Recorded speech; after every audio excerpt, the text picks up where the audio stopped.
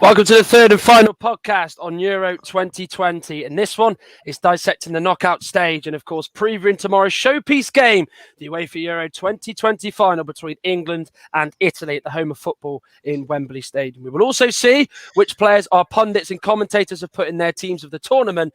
All this is packed into one on the Commentary Hub, the home of alternative commentary. Well, it's been an exciting 29 days of competition. We've seen 140 goals in 50 matches, surpassing the 108 scored in 2016. We've seen new records being made both individually and as a team, with history being made. Cristiano Ronaldo, of course, has become the European Championships record goal scorer. We've also seen the likes of Switzerland, Ukraine, and England make history by reaching the competition the furthest in their entire history. And we've also seen the highest amount of own goals, with 12 being scored in this tournament alone. We began with 24 teams. Now 2 remain. It's England and Italy who are left standing, and Sunday night will be one to decide who will be the European champions. Will it come home for England, or will it, for the first time in its history, or will it go to Rome for the first time since 1968? You will find out who wins on the Commentary Hub as we bring you coverage from the final tomorrow from 7:30, as it is one for your diary and is a game that you do not want to miss alongside our coverage. Without further ado, let's get this show on the road for the final time this tournament. And with me to talk all things Euro 2020 as ever are our pundits and guests. So starting from top left all the way down to the bottom there, we've got Russ Vernon in the top left, as you can see there. We've got Mike Harneman to his right. We've got John Kane, who is just above me. Barry Swain is just below Russ. We've also got Nicholas to my left, right in the middle. And last but not least, we have Jack Cunningham down below. So let's start off by just sort of talking about the European Championships as a whole. John, I mean, you've seen a lot of these European Championships in your lifetime. Where would you rank this tournament in particular as opposed to sort of the previous ones that you've seen?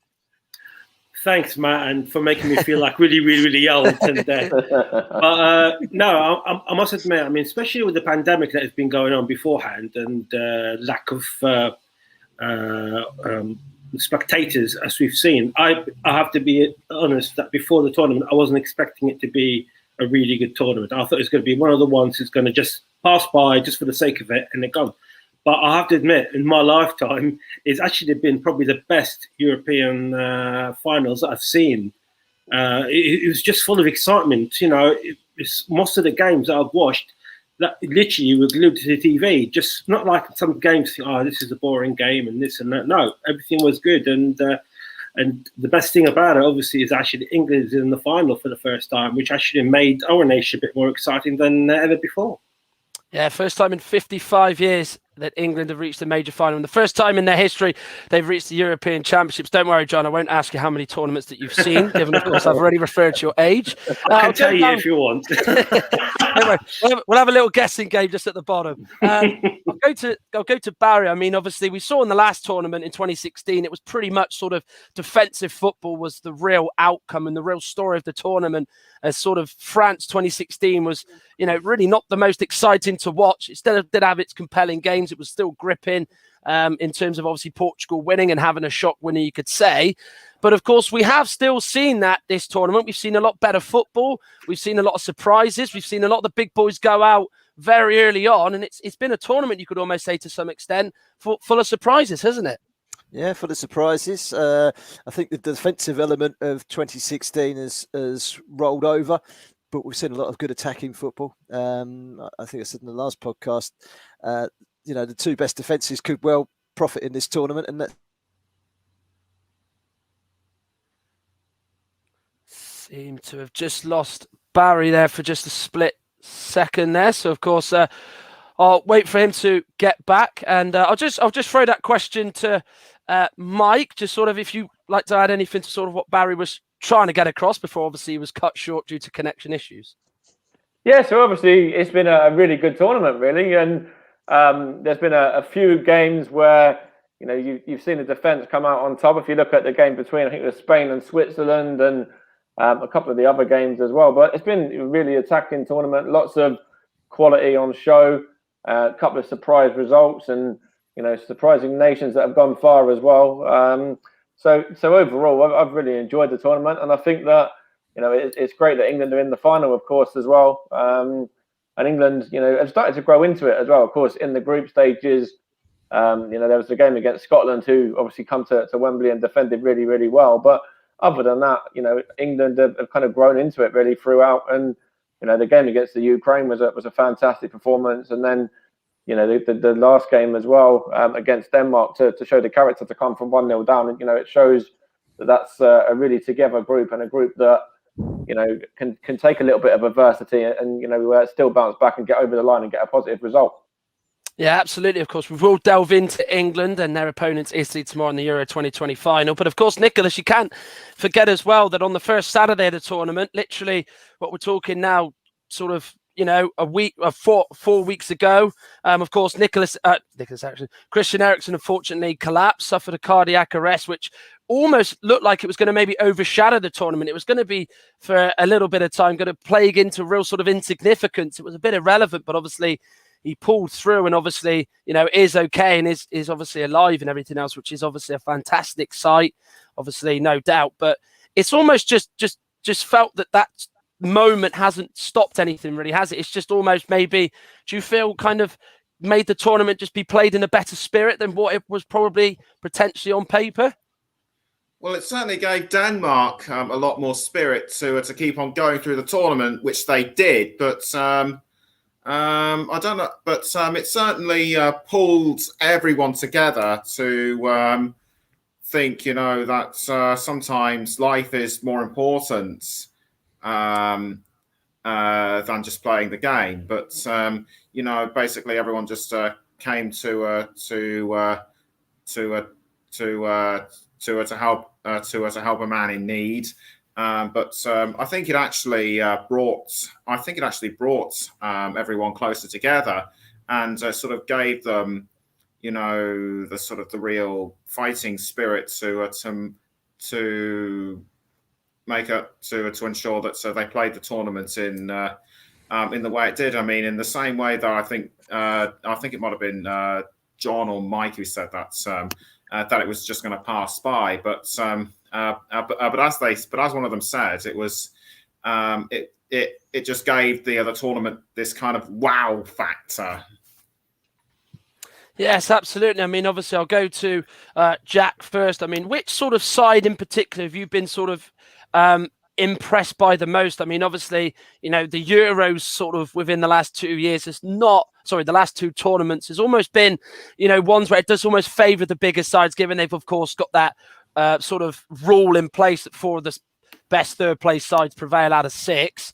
Who do you think has been the side that you've been the most surprised about during this tournament? Well, I mean, I think surprised in a good way and a bad way. Don't think anyone was expecting France to go in the last 16. I certainly wasn't. Germany were, you can see they're coming towards the end of, Löw's leaving, they're coming towards the end of their cycle. That's not the best German side we've ever seen. So they disappointed me in the way of I'm expecting them to be a lot better than they were. And then in terms of teams who did better, Switzerland, wouldn't have expected Switzerland to get the quarterfinals, and then to take Spain all the way to penalties and then just turn in a horrendous penalty shootout. They could have quite feasibly been in that semi-final instead. So Switzerland were really good. Denmark, especially after losing their first 2 games, after what happened to Eriksen, etc., the way they bounced back, the way they played against Russia and Wales was just, incredible, to be fair. They totally deserved to get to the semi-final. It was a good game against England. I think from about 75 minutes onwards, they were probably trying to pay for penalties, in my opinion, and England deservedly won in the end. But still, they were brilliant. So, yeah, I think Denmark or Switzerland were good. Ukraine, don't think anyone was expecting them to go to quarterfinals. Obviously disappointing how they played against England. But yeah, I mean, probably as we sort of predicted at the start of the tournament, that Denmark would be dark horses. And I suppose it proved to be that way. They got the semi-finals and they were close to getting the final. Well, absolutely. Given the fact, of course, what happened to Eriksen in Copenhagen, the Danish capital, of course, it's even more of an inspiring story that they even made the last 4 and took England all the way to extra time to obviously, unfortunately, fall at the semi-final hurdle. But of course, they've won friends all over Europe, not just, of course, within sort of UEFA and the football sort of world. I'll go to Russ, who's been waiting very, very patiently. I mean, I'll just sort of ask the same sort of question to you. what I was sort of saying to Jack. Have you been sort of surprised by a side it sort of impressed you that you didn't expect? And have you been sort of, disappointed by a side you expected a lot more from? What's your opinion sort of on both those sorts of sides? Well, I was impressed with how Hungary did in their matches in the group stage. Obviously, they did very, very well, but unfortunately, they didn't get out to the group stage in the end. But I was surprised with how well they performed. Everyone thought they were going to be the whipping boys in that group, with France and Portugal in there, and obviously, and Germany as well, which obviously didn't prove to be. I was also a bit surprised with France, how far they went out. And as John mentioned, Germany, we know so sad they were in the past, coming towards an end of the era now, especially with Joachim Löw leaving at the end of which who's now left his post there. I was a bit surprised with the performances of Holland as well, especially after winning all their group games and then getting knocked out by the Czech Republic. I thought they probably made at least the one this next stage on after that, the Dutch. So I was a bit surprised with them how they did in their matches as well, Matt. Yeah, it's very, very interesting to say the least. We'll now move on to the European Championship final tomorrow. Of course, it kicks off at 8 o'clock. Our coverage starts at 7:30. I know, of course, that JB, or John Stuttard as he's known, is, of course, going to be part of our team. Justin Hoyt, the former Middlesbrough, Arsenal and Sunderland defender, will be part of our commentary team. Of course, Russ and Mike will also be covering the final as well. Of course, if you are just tuning in, of course, it's Russ in the top left and Mike on the middle, the top, who will be covering the final. I'll go to Barry first. I mean, obviously, let's look from the England perspective. Sort of the big news coming through, 25 of the 26 trained today. Phil Foden missed out with a minor knock at his believe. Doesn't believe to be too serious. Is that something that you read into and read into with a lot of panic? Or do you maybe think that, everything is not as bad as what maybe it's in some people's minds? I don't know. It could be mind games, couldn't it? I don't think Phil Foden will start. I think he had a good start to the tournament. He's been used sparingly since. So I don't think he'd be starting. I don't think Gareth Southgate would be too bothered by the fact that he's carrying a slight knock. It's probably a precaution. He'll probably be on the bench, I reckon, if he's there or thereabouts. But I don't think he'll start. I don't think it'll be too much of a concern. And they've been very lucky, England, haven't they, in terms of suspensions, injuries, and so forth. They haven't really suffered at all, have they, so far? And that's been a big plus. Sometimes you need that little bit of luck in a tournament, and they've literally ridden all the way through on a wave without really picking up any knocks at all. Yeah, absolutely. That is a very, very good point that you've made as well. Of course, there was that sort of worry where Chilwell and Mount had to isolate for 10 days after they had got in contact with Billy Gilmour, who tested positive for COVID, but that has not affected the England squad one bit. John Kane, I mean, Mike made a very good point earlier on, didn't he, that how it feels like England have got a lot better as the tournament's progressed. And the group stages, yes, we'd got 2 wins from 3 clean sheets, but there was still a bit of a, we're waiting for the real England to turn up. Against Germany, it was a real tactical slog, which England really prevailed in. And obviously, Ukraine was one of the most faultless performances I think I've seen England produce in a major tournament match. And against Denmark, they did eventually get over the line, in which they did get better as the game sort of went on. How have you felt with England during the tournament? Have you think they've got better as the tournament's gone on? Very much so. The thing with England is they got the job done in the end day. It doesn't have to be pretty. At times wasn't pretty, as we've seen, especially in the group stages. But I mean, against Denmark, the one thing they've showed against Denmark is actually when they gone to extra time, they were the only team who were going for it. Even when they're 2-1 up, they were mentally and physically seemed to be much, much more got great capability than we were aware of, if that makes sense. Because the Danes were completely drained in extra time. And that just shows how good the England team was. But before the tournament, I did mention that I don't think the England team were ready to win this tournament, but they would be ready for the next World Cup, which is not next year. But to get to this stage with my prediction, I think is fantastic, because they only needed the players to gel a bit more and to get a bit mature. We got players like Calvin Phillips, that he actually came in the squad, and his youngster, and obviously his role with Declan Rice, that was proved to be vital. And I'm sure Barry mentioned it before as well in the last podcast. They're very important players to have them in front of the back four. And in the beginning, you think, right, how's that going to work? But it worked perfectly, got the job done. Like I said, it wasn't pretty at times, but in the end of the day, in football, it doesn't have to be pretty to get to the final. Absolutely, and we've obviously seen that with the European Championships. Took at Portugal 5 years ago. It wasn't pretty. They got the job done. They knew the role, and of course, their big game experience really counted, didn't it? I mean, Jack, let's talk about Gareth Southgate, because he got before the tournament. There was a lot of hope, but there wasn't a lot of full confidence in him. He certainly changed people's opinions, including my own. So I will hold my hands up and say that he has completely got me wrong. I think I'm not the only one who will be saying that based on this tournament.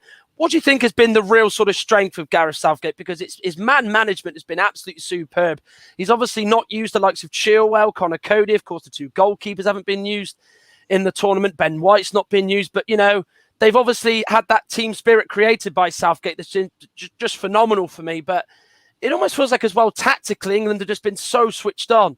You know, they've dealt with different teams, you know, to get here more than I think the Italians have. They've played against, you know, a Denmark side that were very much tiring, as John alluded to, and they got over the line, did the job. You know, against Ukraine, they were dominant from the start. They're adaptable. They're versatile in any system. Do you think that, you know, without Southgate in charge, England don't get to the final? I think Southgate is the perfect man for the England job. I don't think he's necessarily the best manager around, but I think for what you need as an England manager, he's absolutely ideal. He's someone that the country can get behind.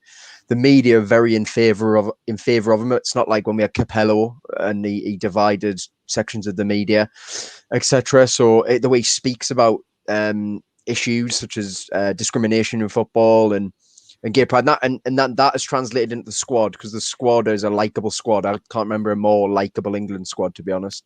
You go through them, and there's all these moments like when Kane scored against Germany, and there's that video of Rice trying to run off and celebrate, and he just goes down with cramp, and it's just like, you know, how can you not like that? You know, it's hard. So Southgate's fostered this team.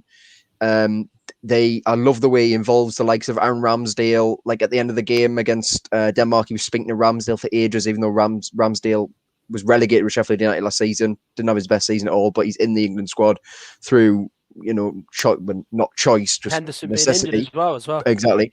And he's just been made to feel part of it, and they're all made to feel part of it. And it's the whole squad is behind Southgate. Also got to give credit to Southgate's coaches. I think Graham Jones might be getting a permanent England job, unfortunately, the way he's done with England. Might be leaving Newcastle already, but we'll have to see what happens with that one.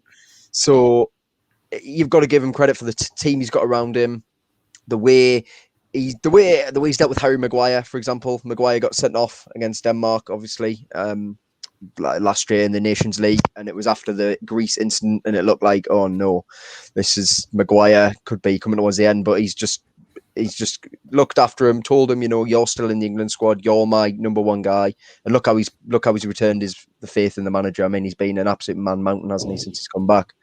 So Southgate deserves all the credit. And again, I wasn't a one who was like fully in the Southgate camp. I thought we were a bit lucky in 2018, to be honest, the way we got the semi-final, but there's been nothing lucky about this. We deserve to be in the final, and Southgate is the perfect man to be the England manager. Absolutely. I mean, I can't disagree with any of those points that you've made, of course. Remember, do get in touch on the various sort of outlets that we're on, of course. We're on the Commentary Hub YouTube page. We're on Mike Harneman's personal YouTube page.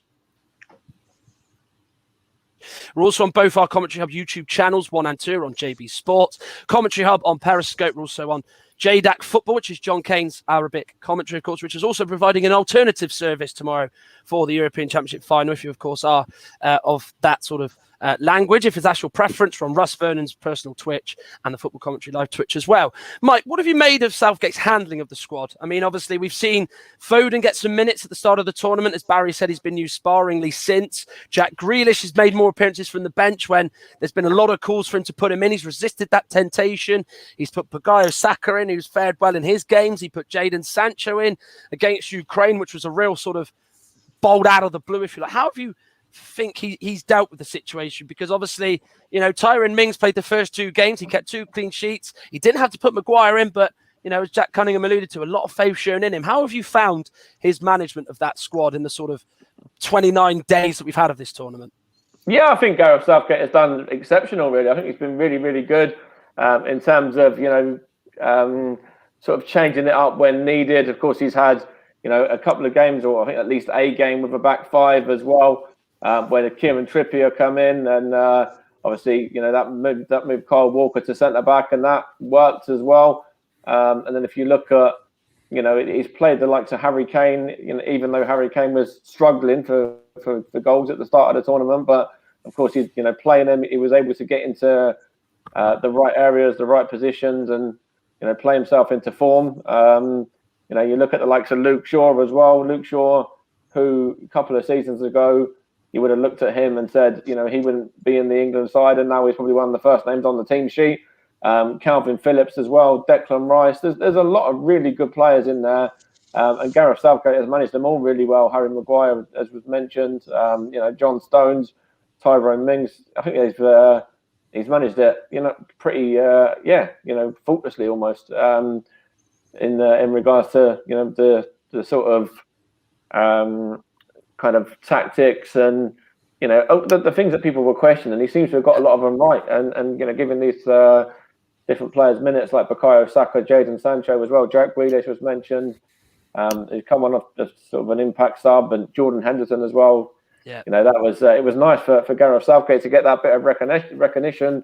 3-0 up against Ukraine, bring on Jordan Henderson, and then the sub gets a goal as well. So that's his first goal for England, of course. So that was nice for him to get his first goal, and a bit more recognition for Gareth Southgate. But I think Jack kind of summed it up well in regards to the last tournament. We did get a bit fortunate, the teams we were facing, but in regards to how we performed in this tournament, we've beaten the Germans, we've beaten the Ukraine, beaten Denmark, we've beaten some good nations along the way. So, yeah, I think Southgate's managed it really, really well. There almost feels like, doesn't there, Nicholas, that whenever England in major tournaments would play these bigger nations, I mean, look at the Germany game in particular, where, everybody a few years ago would have gone, oh, no, it's the Germans. It almost feels like we're going to lose before we've even kicked the ball. But there's that real sense of, before that game, we're going to finally do it. It's been a long old time. 55 years was the last time, obviously, we sort of beaten the Germans in that time, of course. Since 1966, we'd of course beaten them in Euro 2000 as well. So obviously, but how have you sort of assessed that mentality change of England? It almost feels like now that we play these nations, we'll play Italy tomorrow, but it's a different dynamic. There's no real fear. It's almost a case of we want teams to be more fearing of us. Is that what you kind of think as well? Quite possibly, but from what I've heard, Southgate is a pretty good tactician. He knows how to get his men together to go through the games, and so he can pick out what would be the best way to attack, and also who would be the best to defend against these nations. I mean, it's amazing, what he's come up with throughout this tournament, and the England players now must feel like they can take on anyone. Yeah, absolutely. And it does certainly feel like that. And that's sort of the whole mood with the country, isn't it? Russ, I mean, talking about Southgate's management, he's a manager who's had a lot of faith in a lot of players. Look at Raheem Sterling. He's kept a lot of faith with Harry Kane, who's absolutely flying since that goal against Germany, 2 against Ukraine, and of course scored in the semi-final, the winner, of course, against Denmark. He's kept a lot of faith for certain players as well. Calvin Phillips, of course, had a lot of sort of, shall we say, skeptic criticism that he was starting for England, but it just shows with Southgate that, a lot of people have almost had to eat their words by the fact he's stuck by Sterling. He's given Pickford the chance in goal. Phillips has been superb. Declan Rice as well. And he's almost just said to everyone that, look, stick with me and these players will come through in an England shirt, hasn't he?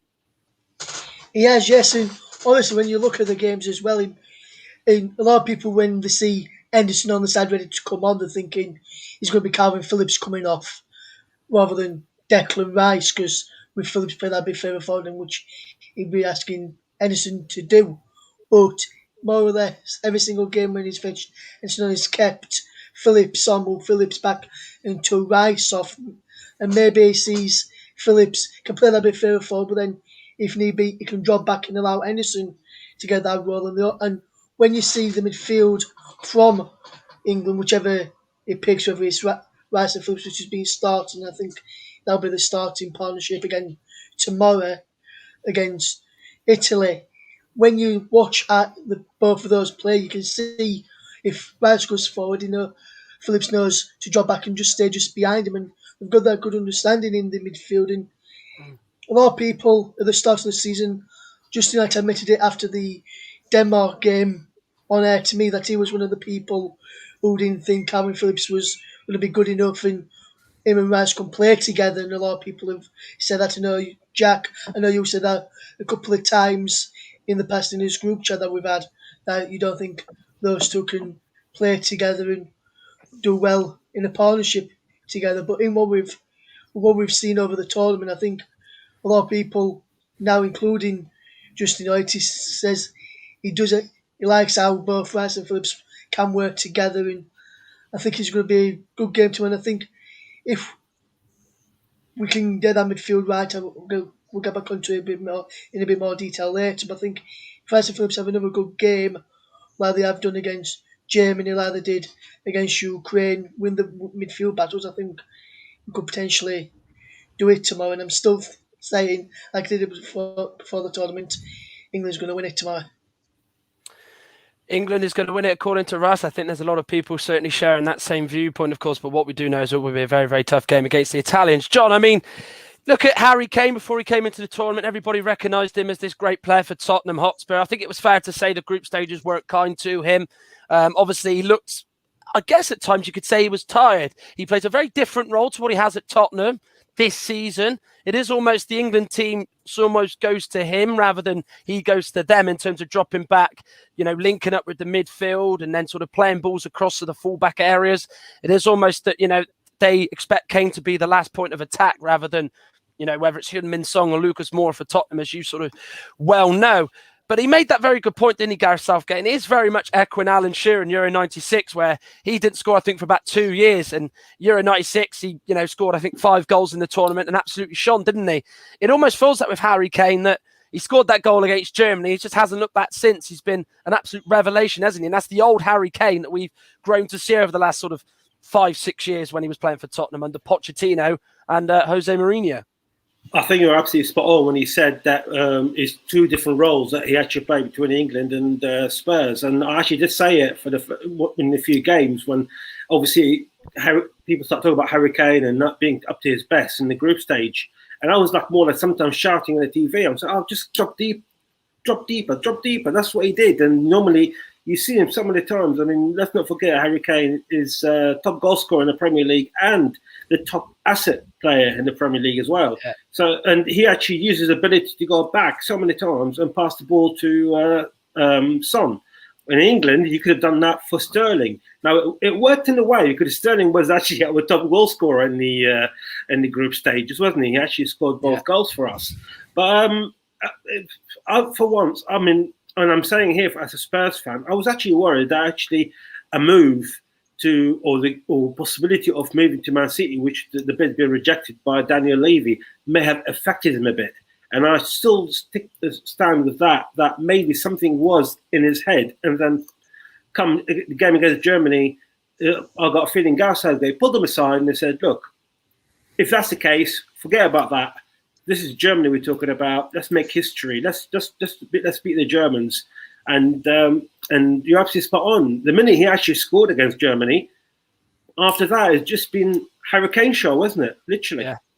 Well, it literally has. I mean, scored against Germany, 2 against Ukraine, and of course, he scored in the semi-final against Denmark. Can he add to the tournament? Of course, he's still fighting for the Golden Boot, which is currently being held by both Patrick Schick and Cristiano Ronaldo. Barry, in terms of how we look at this tactically from a standpoint tomorrow, do you feel as though maybe Southgate could, potentially throw a spanner in the works? I mean, obviously, you've seen in some finals where you've seen a surprise name on the team sheet.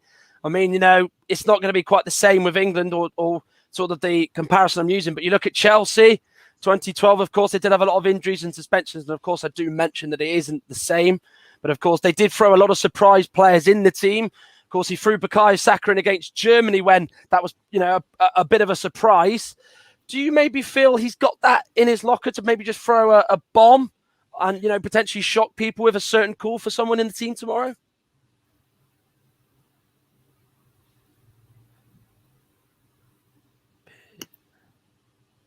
Appears as though that you're on mute, Barry, unfortunately. If you could Lift your mic up. There, Sorry, not that. I'm doing well tonight. I've been cut off by a power cut, and now muting myself. I'll start again. Yeah, he's. I mean, obviously Sancho as well in the game against the Ukrainians a week ago in Rome.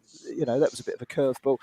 He'll go behind closed doors with his coaching staff. He'll have a look at Italy on on several videos, and he'll dissect the way they play. And there won't be a lot in this game tomorrow, and there might be fine margins where he's suddenly thinking, rather than a Sancho or a Sacco, he might be throwing in a curveball like a Rashford, for example, just to change something. I'm not saying that's what he will do, but he might be looking at something just a little bit different, just to pose something a little bit out of the ordinary against the Italians. You know what the Italians are going to give you tomorrow. The Italians will be sitting there in their hotel thinking, well, what are they going to do? You know, there will be that element of surprise that Gareth Southgate is capable of coming up with. Most people get an idea for 9 or 10 of the starting lineup, but you just don't know. And he's capable of flexing his muscles with the back 3, back 4, back 5.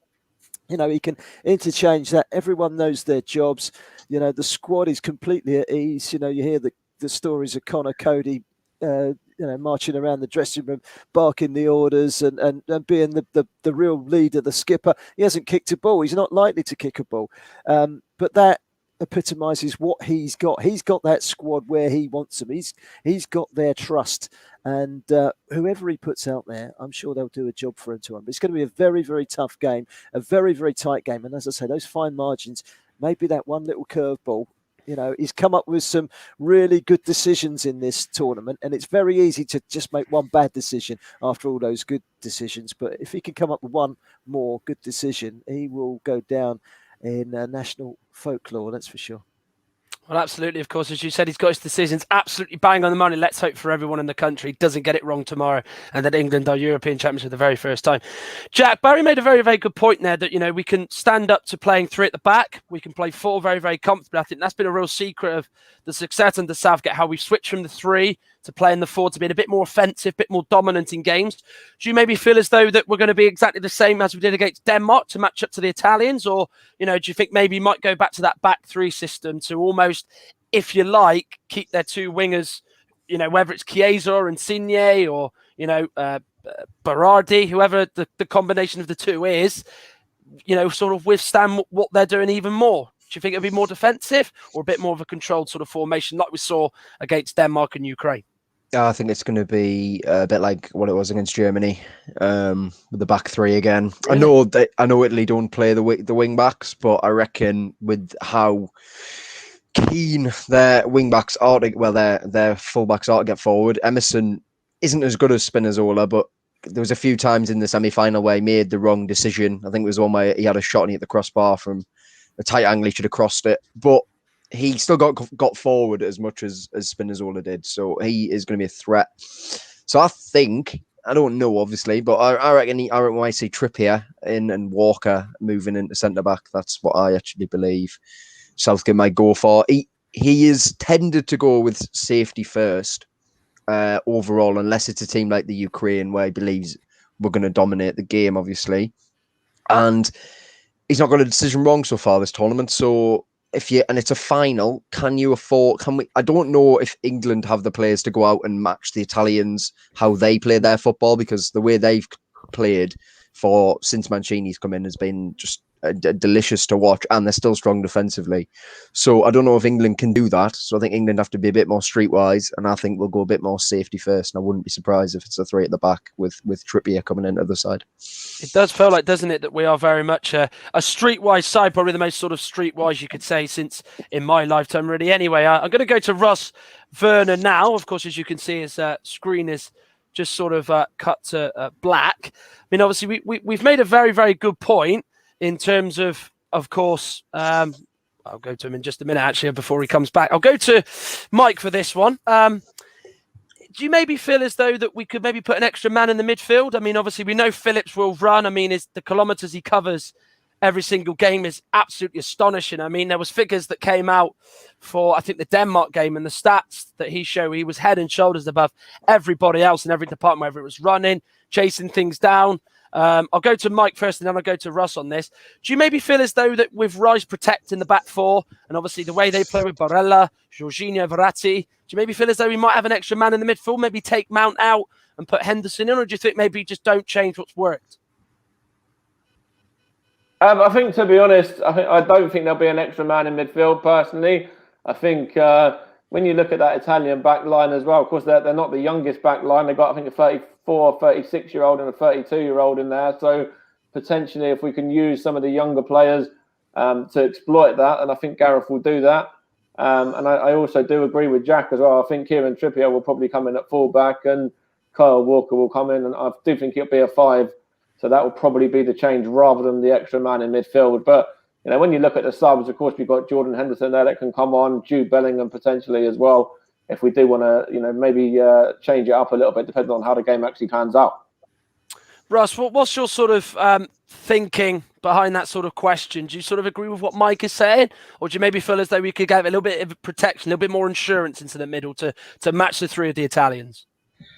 Well, actually, earlier on, I think yesterday, I did my starting 11 for what my England starting 11 would be, and I'd continue with the 4-2-3-1 formation, which we have done majority of the matches, which then could change into a 4-1-4-1 formation, and I would continue to play back 4, and maybe if he did were to put a 5 in, I don't see Mount starting in the back if we do go to a back 5, but I'd stick with a 4-2-3-1. I'd go with Pickford. Obviously, he'll be the first choice goalkeeper, no doubt. Tomorrow, my back 4 would be as it's been for the majority of the time with Walker, Stones, Maguire, and Luke Shaw, and then continue with Rice and Phillips because they have the understanding. Midfield trio behind the lone striker would be Saka and Sterling either side, with Mason Mount in the number 10, and then Harry Kane. But if we were to go to a back 5, out of my team, which I've just named to you just there, I'd probably say Mount would be the one to drop out, put Trippier a right wing back, then have Saka and Sterling either side of Harry Kane and go to a 3-4-3 in the formation tomorrow. For me, if Southgate were to fetch in Trippier, I'd think it'd be the Mount, and Miss Abbey would be harsh on Mason Mount after how well he's played. But I think Mount will probably start, so I think he'll stick to his 4-2-3-1 formation, and then maybe later on, if he needs to change anything, like he did against Denmark, where he fetched on Grealish, then took Grealish off, which it worked quite well. He managed that quite well, man management, get Trippier on the back, go to 5, see the game out. Maybe if we're winning 2-1 later on, 5 minutes to go, he may see the game out to the end. So I think he may start with a back 4 and then later on, if you need to change anything, go to a back 5 if we're leading later on, and ensure that defence will be later on for me, Matt. I mean, Mike, obviously, I think you've got a burning point that you'd like to make. So obviously, over to you. Thinking out loud, to be honest, really, in regards to if we are to keep it the same, whether that would mean Jack Grealish from the start, whether he'd get in maybe ahead of Mason Mount. I don't know what people's thoughts on that are. Whether Grealish would be, used as an impact sub still, or whether Jack would actually get on from the start and, actually try and attack him from the off. Yeah, it's a very interesting point. Certainly, I mean, the England fans have really wanted Jack Grealish, haven't they? And then they've wanted Sancho at times. They've maybe not seen them as much, but of course, when you're winning and you get to the final, I don't think a lot of people really complain about that. I'll just touch on a few more things with England before we move on to the Azzurri, the Italians, England's opponents tomorrow.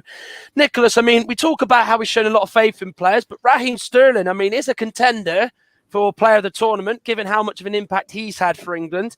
He's had a lot of criticism, both in the national press down the years, for the way he's portrayed himself. Harshly, I think it's the right word to describe that, in terms of what he's done and what his personal choices have been, how he lives his life, which I don't think you could really put in the limelight for. But in terms of his footballing ability, it almost feels like these Euros have rediscovered him, because at Manchester City, felt like in the last sort of second half of the season, it kind of went a bit stale for him. It didn't really work out.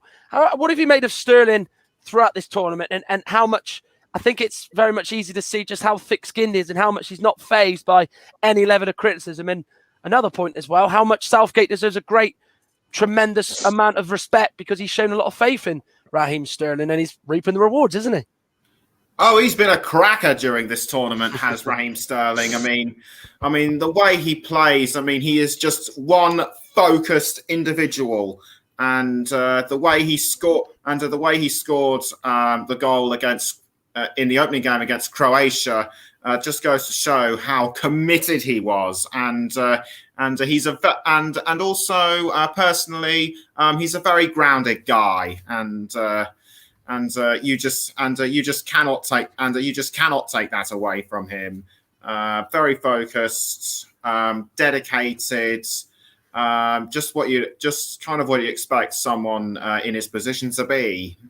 Yeah, absolutely. He's a very, very grounded person, of course. You have seen during the tournament as well, Sterling sort of have his position change. He played down the middle against Croatia. We saw him against Denmark very much sort of play down the middle at times, as well as coming from that left-hand side, of course, more than anything else. So just touch on the last point. I'm going to go to sort of Barry on this one, then we will touch on the Italians. Don't worry, this isn't just focusing on England, even though we are all England fans.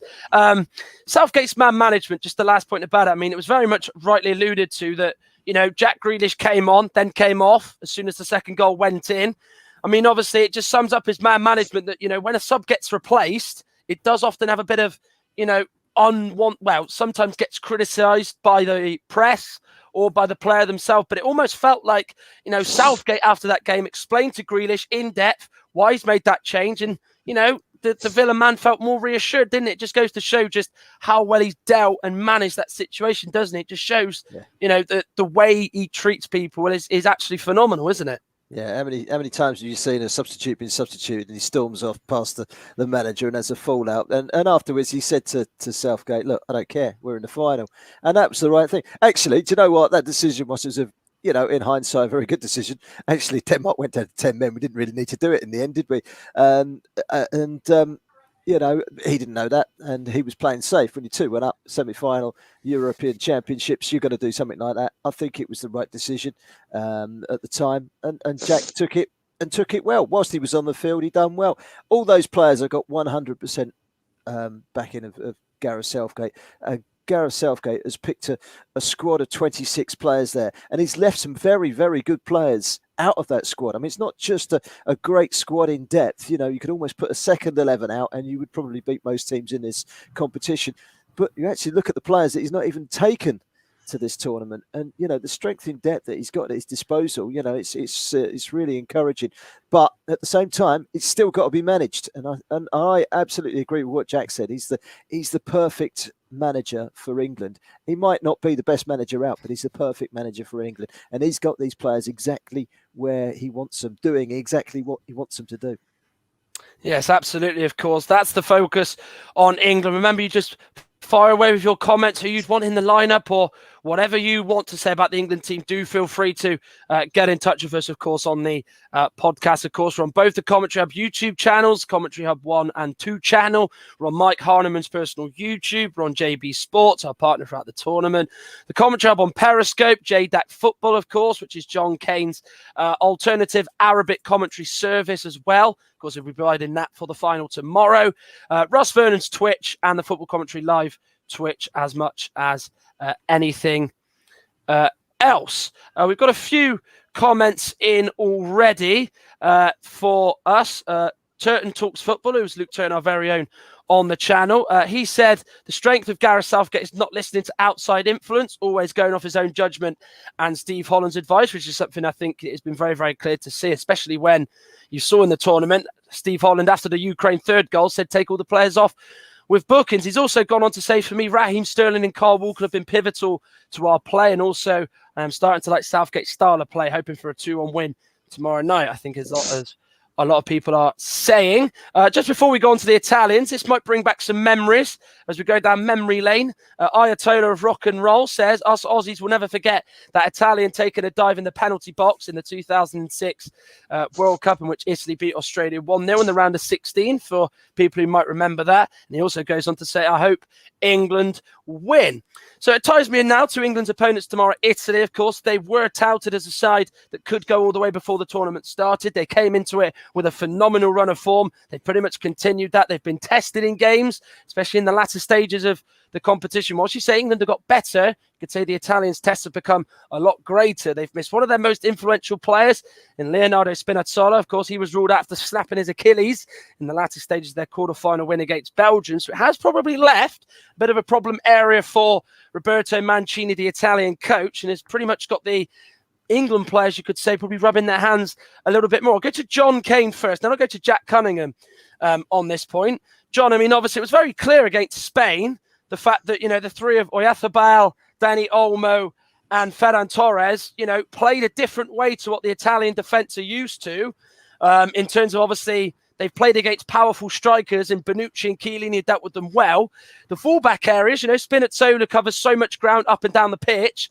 Emerson was a little bit suspect at times in the game, as Jack alluded to sort of earlier on.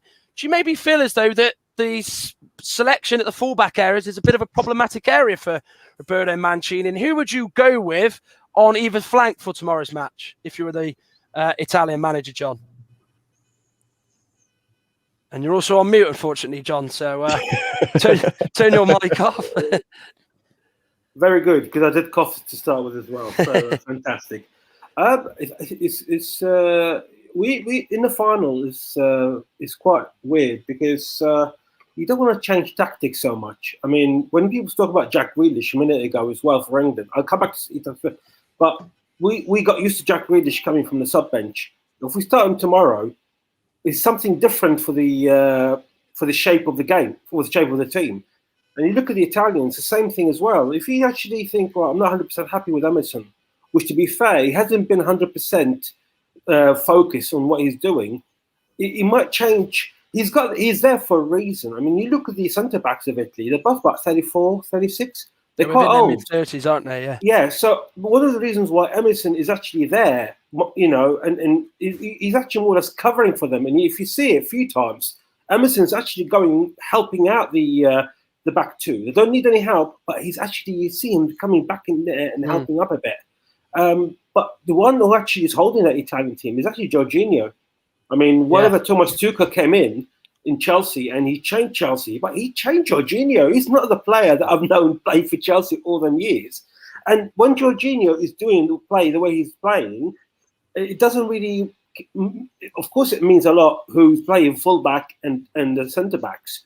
But Jorginho is actually can put that fantastic cover and still go in and support the attacking midfielders as well. So I still think if I was in Mancini, I'll stick with Emerson tomorrow because this is a game that you want to keep the momentum going. If you change it, you think it's going to make it better, it might actually backfire at you. Very interesting point indeed. I'll go to Jack Cunningham on that point. We will talk about the Italian midfield, which has been a real key point as to why they are in the final. Jack, I mean, he's got his fullback options. No Spinazzola. He's got Rafael Toloi he can pick. He's got Giovanni Di Lorenzo who can play either side. He's got Emerson, as John said. But, sort of talking about Emerson, I'm not trying to criticise his performance, but you could tell that the lack of football for Chelsea during the season has really took its toll on him. I think his positioning, he left a lot of the inside. As John was saying, he was trying to cover both Chiellini and Bonucci because the Spanish opposition did play a lot on the floor and tried to play around the Italian defence sort of on the floor and sort of try and off the ball, be clever with their movement. What do you think about the fullback area for the Italians? Because it almost does feel like that is a bit of a weak point for theirs. How, despite their ultimate sort of good that they've got in their team as much as anything else. Yeah, definitely. I think, Spinazzola was probably one of the players of the tournament, wasn't he? He was an absolute joy to watch. The fact he was an inverted fullback, you don't usually see that work as well as it did. But he was fantastic. I thought Emerson, again, you could tell there was one point, I think he got the ball and there was the ball through to Barella, which he eventually played when Barella was miles offside. So he saw the pass, but he was just way too late playing it. And then again, there was a cross. The cross that he put in the first half where all he has to do is pass it across the far side. And I think Chiesa would have had a tap in at the back post and he just smashed it off the crossbar from a ridiculous angle. So it was his decision making more than anything. He's definitely someone who England can get at, but he is willing to get forward as well. So they have got to deal with that. And then obviously this side, Di Lorenzo doesn't get forward as much, but he can play both sides. pretty solid option.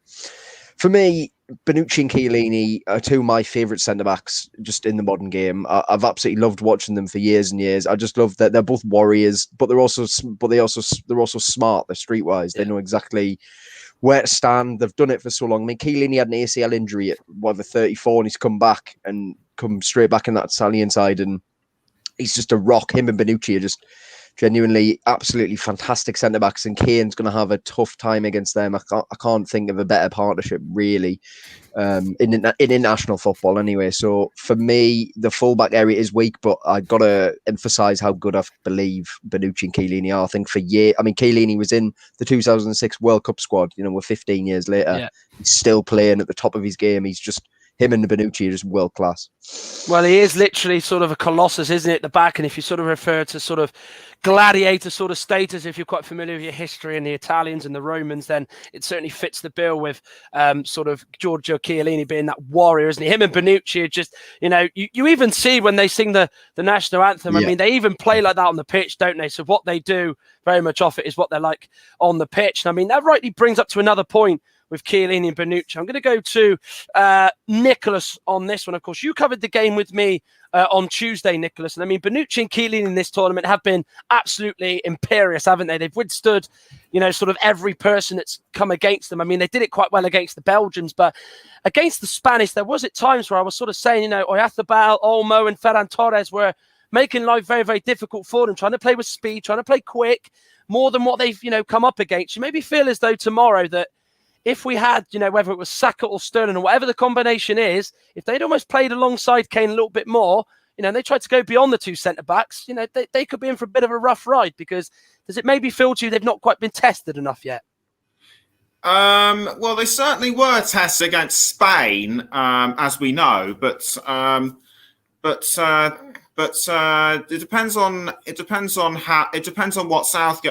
who Southgate plays up front. I mean, I make that point, Nicholas, because obviously you look at the goal that Morata scored. It came down, obviously Bonucci's side. There was a massive sort of gap between him and the right back on the pitch at the time, and obviously Morata did enough to put the ball in the back of the net. But it's something that I think England could really try and use to their advantage, isn't it? Yes, I believe you're right. They could well do something like that to catch the Italians napping. Yeah, absolutely, of course. And when them two have an off day, you do feel like you've got a chance in an attacking team, but that is a very, very rare occurrence. It is probably rarer than a solar eclipse, how Bonucci and Chiellini are both sort of having an off day. And I'll go to Russ on this. Let's talk about the Italian midfield, because John Kane made a fantastic point about Jorginho, and I've actually noticed that myself, how Thomas Tuchel's come in at Chelsea, and in the space of 6 months, he's just completely transformed Jorginho's game. He's almost gone from that deep-lying playmaker to almost being the sort of, tough tackling midfielder that we never expected was in his game. You look at Barella, you look at Verratti, who's been, good at times as well. They've got Locatelli to come from the bench, who started the first two group games and was excellent. It almost feels like the midfield battle is going to be what's going to win and lose each side the game, isn't it? And do you feel as though that with the Italians that, that is, what a lot of the press are saying, that their midfield is going to be the key point as to why they win tomorrow's match? Yes, the midfield have always been key for Italy throughout many tournaments. You can go back when they had Andrea Pirlo, when he was pulling the strings from many years ago. He was a big key part of why they won some of the things back then, and the midfield could be the key tomorrow. And if that's why I mentioned earlier, if Southgate gets it right and Phillips and Rice ups their game and stops Jorginho and the Italian midfielders playing their normal game, then why England may get the job done tomorrow. If we can stop the Italians playing through the midfield, break up their midfield play, they like to go through the midfield. So if we can stop that ball into the midfield players, make them force the play long towards the strikers, Immobile, Insigne and Chiesa, who's probably going to be the front three for Italy tomorrow, barring any last-minute injury news or team news-wise. That's probably going to be the front three. And if England can force them to play long towards them and keep getting them to play long balls from the back rather than play like they normally do, when England could potentially win it. And if we stop that midfield battle again, stop them from creating, because you saw against Germany, that when Toni Kroos gets the ball, he likes to create things for Germany. And we stopped Cruz from creating things for Germany. Phillips and Rice stopped him a few times, and I think if we can stop the Italians, Jorginho and the other midfielders in there, was probably going to start to stop creating chances, stop creating the through balls for the strikers. That's England have got a really good chance of winning it, and I think with the combination that England's got, we'll be able to stop Jorginho and then pulling strings from that midfield, and we'll have a very good chance of getting positive result tomorrow, Matt. I think the midfield, if we can stop that midfield, that's where we can win it. Yes, absolutely. And I mean, let's talk, talking about the Italian midfield, and I was speaking about Jorginho just before I went over to Russ. Barry, I mean, you have to put down Jorginho as one of the players of the tournament, don't you, with his performances for the Azzurri this tournament? Yeah. He's done exceptionally well. And like you say, it's a masterclass really from for the new Chelsea boss. That's changed his style and technique, and he's carried it into the tournament. He's been one of the players of the tournament. For me, I think he's been outstanding and pivotal to what has been a very good Italy side. By the way, just one point to make, and I've watched probably like John and myself, being a little bit older than the rest, we've watched more than our fair share of summer international tournaments. Thank you, Barry. And John, changing the subject slightly, I don't know about you, but I can't ever remember watching a tournament and sitting there in the final saying, these are the best two teams, and they're in the final. And I think that's a really good thing. And it probably sums up this tournament. It's perfect. I think the best two sides are in the tournament on Sunday, and I think that really does sum up what has been a very good tournament. But yeah, he's been exceptional in that Italy midfield, and they've got some great players, and he's certainly one of them. Yeah, absolutely. I mean, you can't say that away. And it does almost feel like that, you could say, where my interpretation, Italy have been the best side to watch, but the most tactically and effective probably have been England. So it's two ways and two different sort of angles, you could say, as to why both sides have got to the final. Mike, that midfield three for Italy, which has usually been Jorginho, Barella, Verratti, or Locatelli, as I mentioned, played against Turkey and Switzerland the first two games. It's just a nice balance, isn't it? You've got Jorginho who sits, you've got Verratti who's very much the little terrier in there, breaking play up. He almost reminds me a little bit like a Dennis Wise in the midfield. He can break play up, but he's a very good ball player, very switched on, so calm, so, just glides around the pitch, doesn't it, at times? Very much like Pirlo to that extent. And then Barella, charges forward. He runs himself into the ground. I mean, that is the one thing that is really good about this Italy team, and is the balance of that midfield three, which you don't very often see in elite club football or international football for that fact these days, do you? No, 100%. And when you mentioned those names there as well, the likes of Jorginho and Verratti and Barella, they're all fantastic footballers, that in their own right, and they've come together and gelled really well as a unit as well, and that allows the likes of Chiesa and Insigne and Immobile to do the sort of work up front. So I think they're fantastic players. I think it was John and Barry in regards to Jorginho just a minute ago about how far he's come on in terms of his ability as a player as well. He's been fantastic. I've really liked the look of Barella. I think he's been exceptional in this tournament as well. And of course, Verratti, well, everyone knows about Verratti. He's been around for a little while as well. So they're all really, really good players. And I'm kind of questioning when I say those names and think about those names now.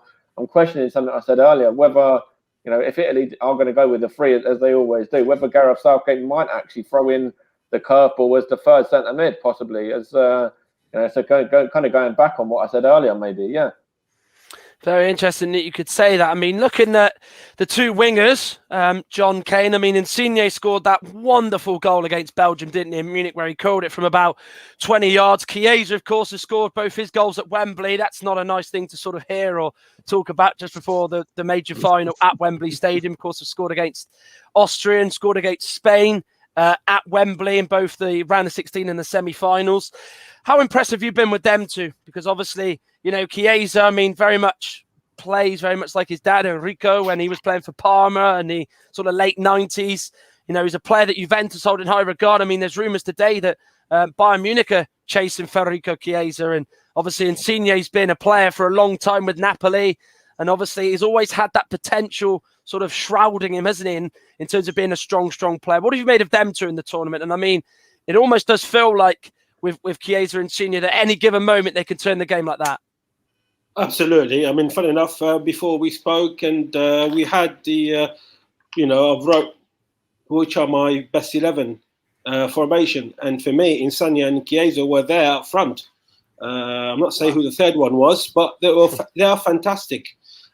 Chiesa, his dad would be so proud of, because, like you mentioned, Enrico, who played for Sampdoria as well, having Sampdoria be my Italian team, and I watched him so many times live. And his son is just, he'd be so proud of with the goal that he scored, and the threat that both actually they cause, or they've caused in the tournament, and they will cause England. It's going to be massive, absolutely massive. I mean, yes, against Spain, I think Italy went as 100% as those performance-wise comparing to the other games. But I'll never underestimate Italy if these two players up front. And like you mentioned, Insania, who's been faithful to Napoli for so many years as well, and being the captain as well of his club. And it's just, from an Italian perspective, if you got these two players playing on the wings and going the way they are and scoring the goals, beautiful goals as well, you think the tournament is ours, really. Absolutely. I mean, they are going to be a constant threat, aren't they? And they're going to be two players that you really have to keep an eye on, of course. There might be a curveball in there. Berardi starting. Who knows? Of course, he's already played his part in this tournament for the Azzurri. Jack, I mean, what was the secret of the Italians in the group stages in particular was just how quick they moved the ball, just how, they get it, they move it quick. Their movement is fantastic. In the latter stages of the tournament, it almost feels like fatigue has caught up with them a little bit. They've not quite been at their usual zest, zippy kind of selves. But as we know, if the Italians could turn up to play like we did in the group stages, they could hurt this England side, couldn't they, with the way they do move the ball at times? Yes, I mean, I think if you look at Italy's progression to the final, I think the way they approached the group stage, they blew everyone away. Then against Austria, that was actually tough. And they struggled, but they got the job done in the end. Thought they played really well against Belgium, to be honest. Obviously, the last 15 minutes, they then got the old play acting out, didn't they? But to waste the time. But in terms of the way they played 75 minutes of that game, it should have been more than 2-1, in my opinion, the way they played. Spain are the only team, really, who I would say Italy ended the game not being the better team. Thought Spain actually played really, really well in that semi-final. The likes of Busquets, Pedri, Koke, all. If it wasn't for Redabal missing up them two sitters, although would Morata have scored them is another question. Probably not. So they might not have even been here. So, but they got the job done on penalties. But they also accepted quite early on, and think in that semi-final, like, right, as soon as Morata scored, I think, right, we're going to try and play for penalties now. They backed themselves on the pens, got the win. Here in the final now, I think they're going to dominate the midfield, to be honest. England don't have... The reason Spain did so well in the semi-final was because Busquets was just a genius. And then Pedri didn't give the ball away once. Koke was creating everything. England do not have, as much as Rice and Phillips have been brilliant this tournament, in terms of technique levels, they're not on that level. They're not on that level. So they're going to have to be in the face, pressing. That's the only way. You can't let Italy, you can't let Jorginho get in the gaps. You can't let Verratti get in the gaps and start splitting the lines, because that's what they'll do. I think, as I say, so the only reason Italy really struggled was because Spain had a midfield technically as good as Italy's. So the game for me will be won and lost in that midfield. If England can do what they did against Germany, where they stop Kroos and Goretzka getting on the ball, stop Jorginho, stop Verratti getting on the ball, England have a very good chance of winning. If you allow Jorginho and Verratti, etc., to dominate the game, I think England are in for a long night. Ross, what do you make of Immobile during this tournament? Because obviously he did bag himself goals in the group stages against Turkey and Switzerland, respectively. As the tournament sort of gone on, I think you could almost say like some of the individual players, maybe tiredness has creeped in a little bit. His influences have been as great. I think he's been involved a little bit more in his sort of theatrical side and his amateur dramatics more than anything else. I mean, there was that incident in the Belgian game where he got a little clip, went down and got back up like nothing happened after Nicolo Barella scored the opening goal in that game in Munich. It almost feels like, from an England perspective, if Stones and Maguire do play, which obviously it does look like it's going to be 90%, the case, that they can keep Immobile quiet, because he's up front a lot of the time on his own. And it's only when the midfield get it, that's when Chiesa and Insigne get involved, isn't it? And I mean, you could keep Immobile quiet. It's just when it's getting around the sort of last sort of 10, 12 yards in your area, that's almost when he comes alive, isn't it? If you leave him the space to shoot in at goal, isn't it? It is, yes, and a lot of the time you saw in the game against Denmark, Matt, as well, when the pathway was up through the middle and were causing a few problems for Stones and Maguire, the two centre backs, and Kyle Walker managed to get in behind, get back, use his pace, and get back and help sort that out. So if he does decide to go for a back three, and says Stones and Maguire, one of those two gets pulled out of position by Immobile, we're trying to stop him from having that creative spark inside to have a shot at a goal.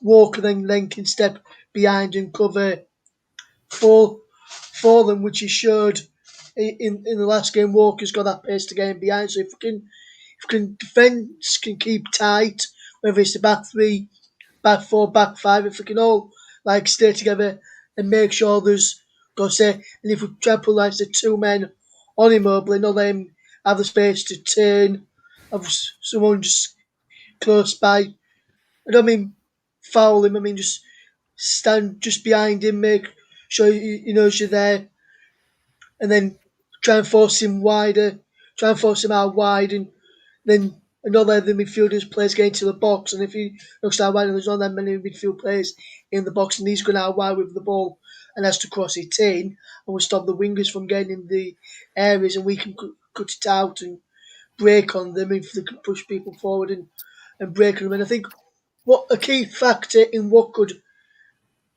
be decisive if England get the early goal, Italy will need to come out in the back and we'll have a lot of space in behind we'll have to push forward to support Immobile up front, which then could leave space in behind for us to exploit using the pace of the wingers that we've got. So if we can keep it tight, get an early goal, then keep it tight to the back, using the pace, I think we could have a very good problem. And if we dominate that midfield area with Rice and Phillips dominating, not letting midfield players get that ball and create chances for the front three, Immobile, Chiesa and Insigne, I think we've got a really good chance tomorrow, Matt. Yeah, very well said indeed. I mean, Barry, let's look at the manager, the man at the helm, Roberto Mancini. He took over Italy in their lowest ebb for around 50, 60 years. Again, I'm alluding to history, but of course, the 2018 World Cup was the first major tournament they had not qualified for since 1958, I believe. So if I am wrong, do correct me. But what a job he's done in just a short space of time. I mean, they're 33 matches unbeaten. I mean, they've won, I think, 13 out of the last 14 matches. Only Spain obviously denied them a win in normal time, extra time. They've only conceded 3 goals in this tournament compared to England. So obviously they're absolutely flying. And considering where he took over them from to where they are now, he deserves so much credit, doesn't he, for the job he's done? Yeah, it's the best thing that ever happened to him, wasn't it? Not go to the World Cup 3 years ago, because they've taken a step back. They've taken stock. It's a little bit like Gareth Southgate in a way. When you look at the players that he's using and the clubs in which they are playing for, he's not gone necessarily with all the big names at the big clubs. He's got a selection there of players that are mediocre clubs. A little bit like, no disrespect, Russ, but you've got a Leeds United and West Ham United player in the middle of the England setup. Just goes to show that if you drill a little bit deeper in your own country, sometimes you can find a real gem. And he's used a lot of players in his time in charge as well. That's what you've got to remember. I did hear the stat the other week, and it's somewhere in the region of about 60 players he's used. He's tried every formula. He's tried every player. He said, right, there's your chance. And he's shook it all up. And at the end of it, he's come out with a very, very good squad, a very reliable squad, a very good Italian side. And coming into this tournament, they were at best probably a few people's dark horses. They've come through what has been a very good group. They've steered through that. They were on the tougher side of the knockout stages. They've come through that. They've ridden their luck a little bit in the semi-final. I thought Spain played very well, and they needed penalties. But sometimes you've got to keep your cool. And he's also turned to the old guard in Bonucci and Chiellini at the back. And the tried and trusted, and he's built it around that, and he's got the foundations right. And obviously the goalkeeper as well has been very impressive after years and years of a certain man playing in goal for them, that they've had to change that position as well. So he's got the blend of youth and experience absolutely right. I think he's done a fantastic job. He's got a good background team around him. Very, very similar to Southgate in many ways, and I do think he's done a really good job. And you look at the World Cup, which is only just over a year away, and tomorrow Brazil, Argentina in the Copa America. I mean, what's the chances of Italy, England, Brazil, and Argentina being the semi-finalists in the World Cup next Christmas? Do you fancy putting a belt on for it, Barry? I will. I did it now. It'll be on the group stages. Well, I'll have to wait and see. Of course, the World Cup is in sort of 18 months' time in Qatar in 2022. But obviously, we talk about the man management, Nicholas, of Roberto Mancini, and we've spoken about Gareth Southgate. He did say before the tournament that I want to use every single one of my squad as much as I can. He's used 25 of his 26. The only person who hasn't been used there is Alex Mere, who plays for Napoli. He's even used the goalkeeper Salvatore Sirigu, who plays for Torino, because he said the biggest regret was in 1990 he didn't get to play a single minute when Italy, of course, reached the last four, losing on home soil to Argentina. So it just shows that with Southgate, as much as anything else, Italy have got a man's manager rather than a team manager and a fans manager, doesn't it? Yes, I mean, he just wants to pick everybody to play for him, but one might think that might be a bit risky.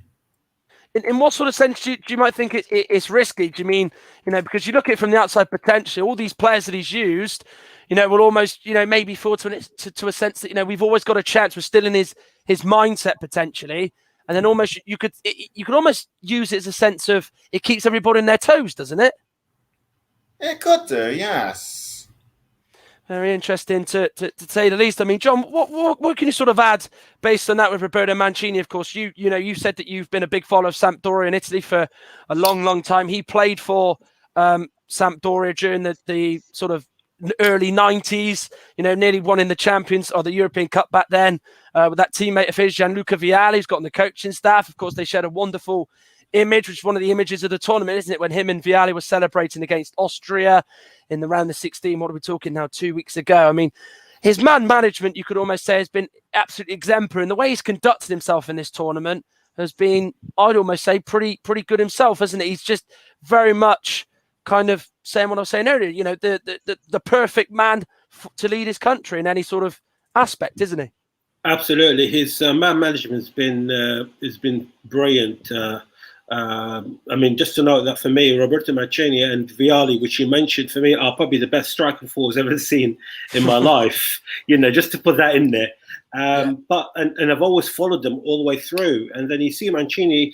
I mean, people say that Mancini gone to Man City and he won the league with them, and because of the money that Man City spent. But sometimes you have a team full of players, and sometimes it actually gets harder because you're buying all these big names. And then you have to deal with them. And the only way you can deal with them if you have a manager who actually got a good man management, because otherwise everyone will think I'm bigger, and then it goes complete pear-shaped. But Mancini managed to sort out very well at Man City, and now he's doing the same thing in Italy. And like you mentioned, Italy, they were the lowest ranking in FIFA ever, I think, when he took over. And as Barry said, I think what happened with Italy is very similar to what happened with Chelsea. When Mourinho's second stint, when he came back and he won the league, Chelsea were out of all European competitions, and they used that just to concentrate on the league. And the same thing, I think, what happened with Italy. They didn't get the World Cup, and sort of like get them a breather, didn't they? So no one actually was in the last World Cup thinking, he played well. No, Mancini came in and he started from scratch. And I was like, right, who's actually the best players that we got? Not who actually played well in the last tournament, which is what no one, because they weren't even there. And it was a good stepping stone, and he used that very, very well. And he seemed like to picked his best 11, didn't he, when he starts every game? Yes, absolutely. I mean, we've spoken about both sides in detail, but I'm going to go to Jack on this one. Of course, Italy haven't lost for 3 years. How they would hope to not lose to England at Wembley tomorrow night. But the big question is, Jack, if you're looking from an England perspective, how do you stop the Italians tomorrow night? So I think I kind of touched it a bit on it before, how Spain managed to control the game from the midfield point of view. We probably can't do that with the players we have, but we can do it against Germany and shut them down. If England get in the faces of Jorginho and make sure that he's on the ball much further back, let Bonucci and Chiellini play their long balls, which they did quite a bit against Spain in the end, up to Immobile, who he might win the odd one, but I can't see him winning that many headers against Maguire, to be honest, or Stones. So if England can essentially force the Italians into long balls forward, make sure that these excellent, delightful midfield players don't get on the ball. That is how England can stop Italy, and that is how England can win the game. I think it's going to be won or lost in the midfield for me. Obviously, we'll have to see, but for me, it's definitely going to come down to that battle in the midfield. Mike, have you got sort of anything to add on that? I mean, obviously, we've spoken about it a bit before, touched on it. It does feel like maybe the midfield battle is going to be key tomorrow, who wins and who loses. Anything else that you might think about on the pitch in terms of England, what they've got to do to stop the Italians? I almost feel like, to me, in a sense, that they've got to try and slow the Italians down as much as they can, because we know, as I've mentioned, what they played like in the group stages, they can really turn it on at any given time, can't they? 100%. And that's where England were good against Denmark as well.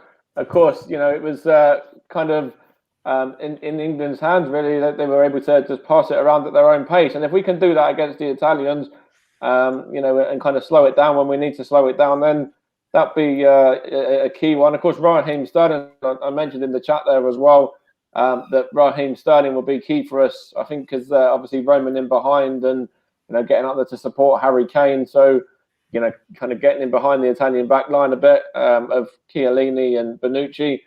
And then if you look at the wing backs as well, Kieran Trippier, if he plays, as I see him probably doing so, and Luke Shaw, who of course has been fantastic as well. So I think they'll have a big part to play in England getting over the line if they do, of course.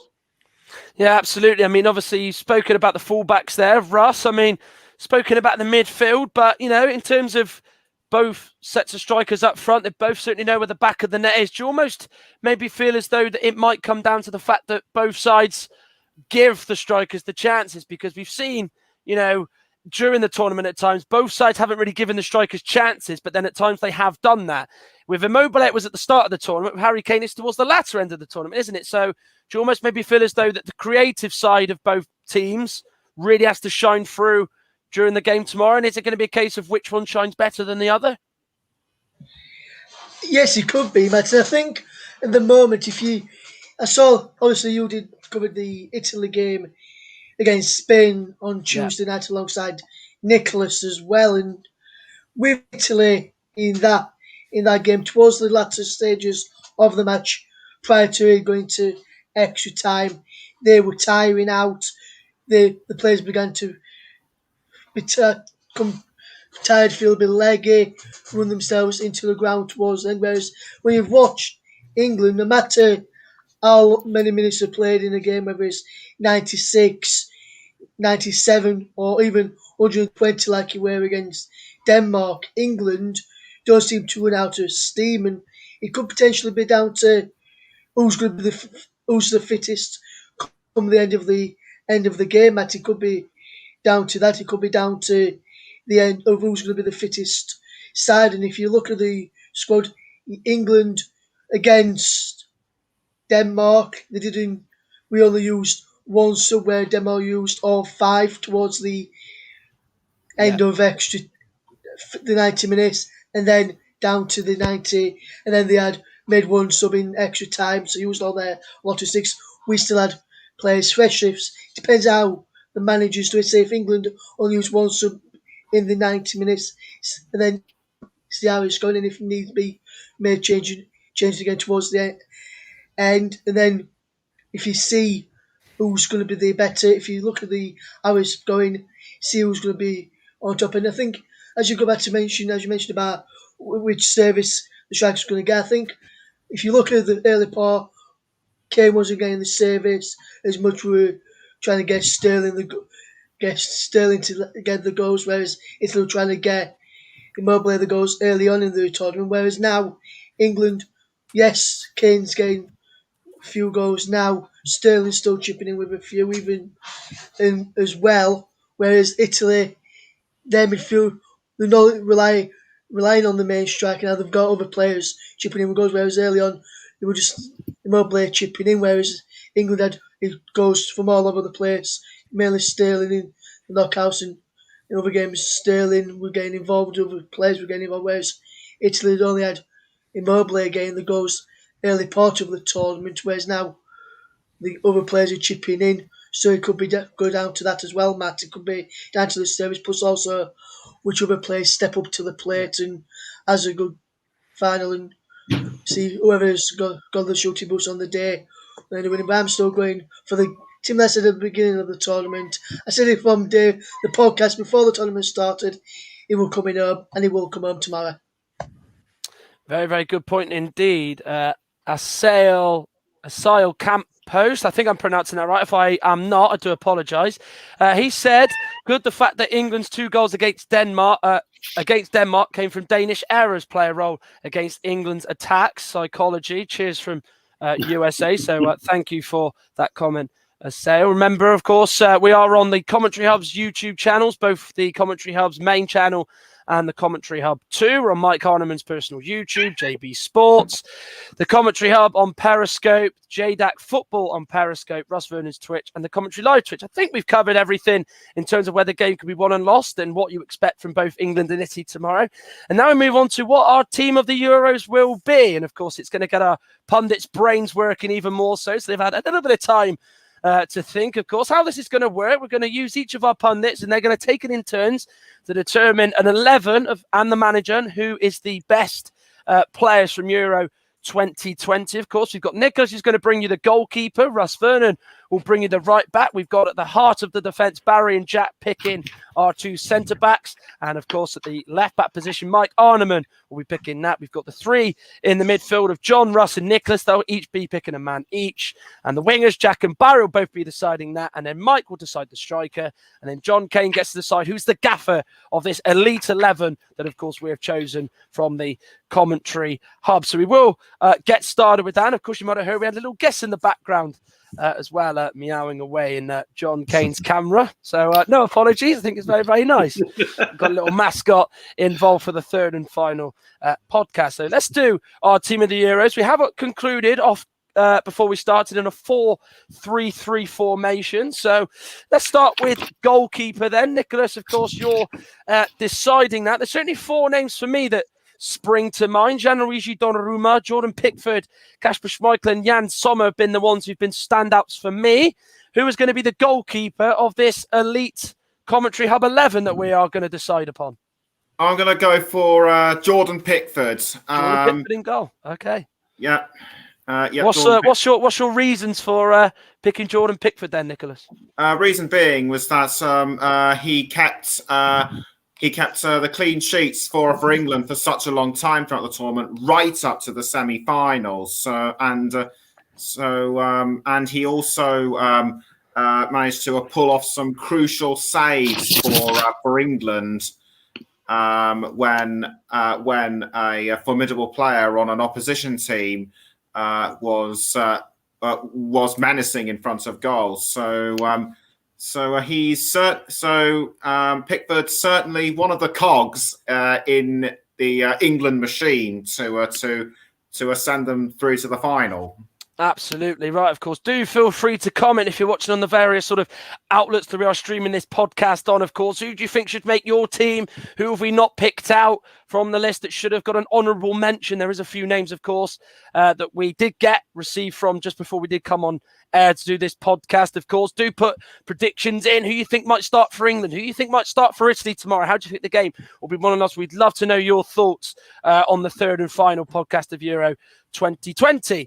Russ Vernon, you get the pick of the right backs. We've got Jordan Pickford in goal to start, a good man, a solid keeper in the sticks to start with. At right back, there's a few names I certainly thought of. Denzel Dumfries of Holland found the back of the net a few occasions. Kyle Walker defensively has been very, very good. Vladimir Soufal has been very, very good for the Czech Republic in this tournament, helping Yaroslav Shahavi's side reach the quarterfinals. They are 3 names. You might have someone within that list, or you might be going for someone completely different. Who is your right back that makes up this team then, Russ? I've gone for Kyle Walker.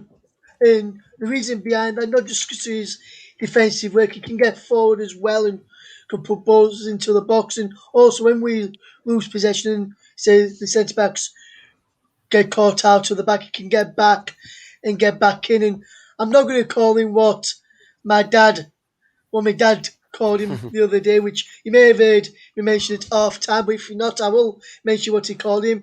He mentioned during the game against Denmark, he shouted at the TV screen when Walker got back and made a brilliant challenge on our right-hand side. You'll never beat Des Walker. So those who old enough to remember Des Walker, you'll like that one. And he shouted that, and then I was saying it for the rest of the game. And for the tomorrow's match, he's going to be known as Des Walker to me. Well, Kyle Walker is my right back of the choice. Both pretty quick. Well, that is a very, very good point indeed. And speaking of Des Walker, he, of course, played centre-back in his heyday, of course. We've got Barry and Jack choosing who's going to be sort of forefronting this defence, of course, as they try to stop any country's attack. If you like, of course, this was a real team, then I'd hope we'd have two very good centre-backs. So I'll go to Barry first. A few honourable mentions. John Stones, Leonardo Bonucci, could say Chiellini, Harry Maguire, even though he's not played every single game of the tournament. Simon Kjaer for his more than his footballing ability this tournament, more for the fact, of course, what an honourable thing he did, an unbelievable thing, of course. Practically saved Christian Eriksen's life, didn't he? You know, in that game against Finland, build a wall to stop the media taking pictures, consoled Eriksen's wife, who was visibly distraught, to the watching world, and of course helped Eriksen in his recovery, turned him on his side, pulled his tongue out. So he's, you could arguably say, the hero of the tournament. But who's the first of our two centre-backs making this team up, Barry? I don't know. So I'm doing the two centre-halves with Jack, and we're doing the two wingers. We predict everything together, don't we, Jack? We always go for the same thing. So I know what I'm going to do here. I'm going to steal Jack's thunder, so you can do the wingers first, Jack.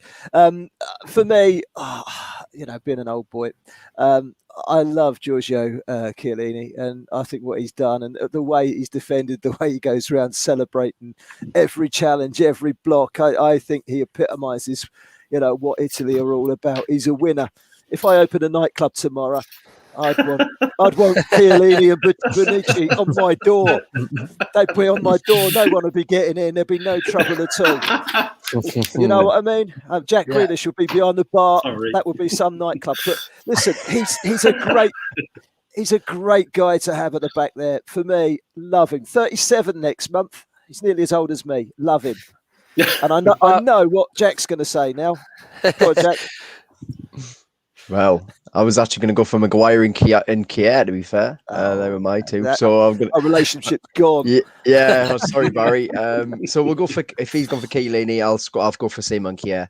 I think you mentioned it. I think it's more for what he did during that horrendous game. He started CPR. He saved a man's life in that game.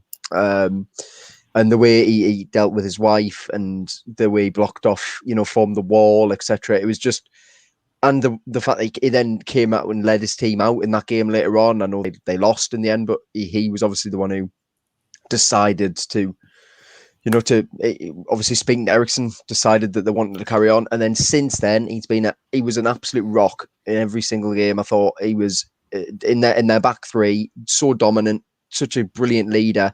So unlucky he got the own goal against England, to be honest. It's a harsh ending for his tournament. But I think Kjaer, not only for his on-field performances, but I think just also for what he did to save Christian Eriksen, I think he deserves to be in there. So Kjaer and Chiellini are the back two, by the looks of it.